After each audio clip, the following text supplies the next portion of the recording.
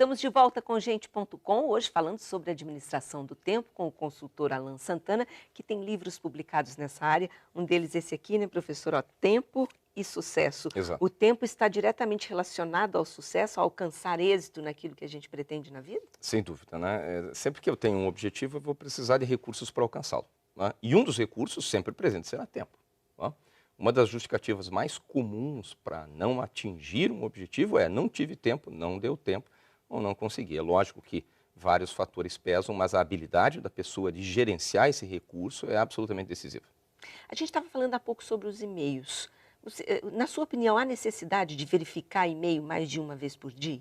Não. A menos que a pessoa trabalhe nessa área, enfim. Tem algumas pessoas que trabalham online, respondendo perguntas, atendendo. Fora esse tipo de situação, a recomendação é que você verifique e-mail uma, no máximo 2 vezes ao dia, né? E é claro que quando a gente sugere isso, e você economiza tempo, apesar de você ter que responder várias mensagens, gasta menos tempo do que se você responder várias vezes ao longo do dia.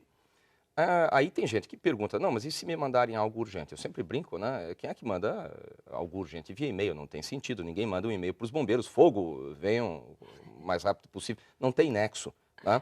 Até existe e-mail urgente, entre aspas, mas ele vem acompanhado de um telefonema. Sim, Ou de sim. uma visita presencial, né? Então a gente recomenda, isso exige disciplina também, as pessoas estão conectadas hoje o tempo todo, mas a gente recomenda um protocolo de verificar e-mail 1 ou 2 vezes ao dia.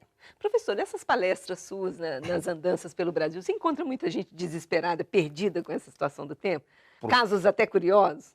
Profundamente angustiadas.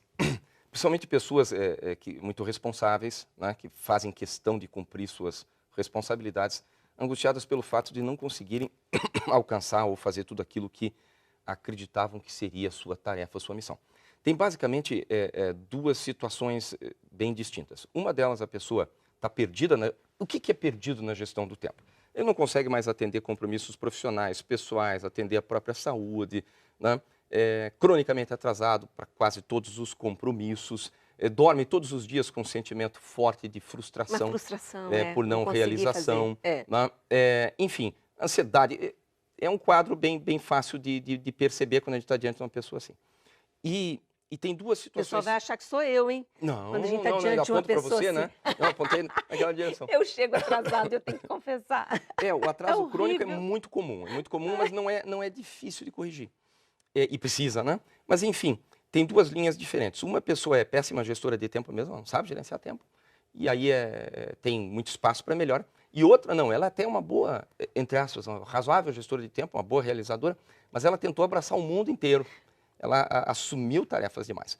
Um dos aspectos importantes da gestão do tempo é escolher. Eu colocar no papel o que tem mais significado, o que tem mais importância para mim, quais são os objetivos, e a pessoa tem que entender que ela não pode exceder seu limite. A maior parte de nós superestima a sua capacidade de realização no tempo. É preciso escolher com mais sobriedade, com mais inteligência, né? E focar. Foco é fundamental para O senhor resultados. está falando aí, eu me lembrei de um filme em que o casal marcava o horário para se encontrar, mas só que eles moravam na mesma casa. Sim. E aí, enfim, né, chegar a um extremo desse, parece brincadeira, mas é provável que isso aconteça em algumas famílias, né? Acontece. É muito comum as pessoas serem bem contrárias. Tem gente que é muito contrária a protocolos, né? E é lógico, voltamos a repetir, não queremos engessar a vida. Agora, quando algo não está funcionando naturalmente, por exemplo, a família não conversa mais, né? Não há impedimento nenhum de construir um protocolo. Que tipo de protocolo? 20 horas e 30 minutos, sentaremos aqui e vamos conversar por meia hora, né? É meio artificial, isso não é natural. É melhor do que não acontecer o diálogo, né? Então, é lógico que quando as coisas fluem com naturalidade, por exemplo, o casal se encontra, enfim, né? É ótimo, melhor. Mas se isso não está funcionando, você construir um protocolo que propicia esse encontro. E aí você faz uma avaliação. Está funcionando? Estamos felizes com isso? Ótimo. Não está? Então vamos rever, tá? Então, antes da gente dizer que um protocolo é ruim ou não, torna a vida artificial ou não, é interessante aplicá-lo e avaliar e ver como nos sentimos em relação a ele. Se está funcionando, continue, se não está, troque. Tudo bem. Você fala sobre técnicas para a gente administrar melhor o tempo. Yeah. Algumas você já citou, mas o que o senhor destaca? Tem algumas técnicas muito simples e muito eficazes. A primeira é essa, colocar no papel o que eu quero. Outra técnica muito útil que você já mencionou é fazer uma listinha. O que acontece com a listinha? Muitas pessoas não fazem, né, aí já começa tudo errado, né? Mas uma lista de tarefas, a gente recomenda uma lista de curto prazo, uma de médio e uma de longo prazo. Né? Curto prazo, 1 ou 2 dias, médio prazo, qualquer coisa aí até 1 ou 2 semanas, e longo prazo, algo maior que isso. Né? Ao fazer essa lista, é importante gastar algum tempo com isso. Eu faço a lista de tarefas, eu olho para ela, eu avalio, e uma vez feita a primeira edição da lista, vale a pena fazer algumas perguntas. Quais são? Eu realmente preciso fazer tudo isso? Tem alguma tarefa que vale a pena abandonar? Boa gestão do tempo pressupõe abandonar algumas coisas. O quê? Interessante isso. Aquilo que não dá retorno, ou que dá retorno muito pequeno, muito fraco, vale a pena abrir mão.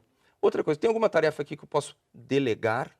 Né? Vou fazer um parênteses. Quando fala em retorno, não é retorno financeiro, porque a satisfação pessoal é um grande retorno. Você pode fazer alguma coisa por diletantismo, porque aquilo vai te alegrar, né? Sem dúvida, né? Né? Bem lembrado, né? Quando a gente fala em retorno, não é somente retorno financeiro, mas vamos falar em lazer, né? Não tem sentido a pessoa dedicar uma tarde de lazer a uma atividade que não é a sua preferência, só porque Certo. recebeu um convite e não soube dizer um não. Então ela está envolvida numa atividade de lazer de baixo retorno para ela. Então ela foi convidada para jogar boliche, mas ela não gosta daquilo, não é para ela preferia estar jogando futebol, por exemplo. Né? Tem que ser boa gestão do tempo, inclui a habilidade para dizer não, de maneira educada, fraternal, porém firme. Vamos jogar boliche? Não, eu prefiro futebol. Enfim, né? Mas retorno também nesse sentido de satisfação pessoal. Você estava citando alguns pontos, daí eu te interrompi. Tá. Então é interessante, uma técnica muito simples, é fazer uma lista, olhar para a lista, responder essas perguntas, né? Vamos falar de uma lista para 1 ou 2 dias. O que eu posso abrir mão, dispensar? O que eu posso delegar? Né? Uma vez definido aquilo que eu efetivamente preciso fazer uma análise criteriosa de tempo e deixar uma margem de segurança. O que acontece? É muito comum as pessoas fazerem lista de tarefas e não conseguirem cumpri-las. E como é sistemático o não cumprimento, isso só aumenta a frustração e cria o sentimento de que esse instrumento, a lista de tarefas, não funciona. Na verdade, está sendo mal empregado. É importante eu deixar uma margem de segurança de 10%, 20%, 30% do tempo, dependendo da dinâmica da vida da pessoa, para lidar com o quê? O imprevisto, que vai estar sempre presente. É lógico que algumas pessoas estão permanentemente apagando incêndio.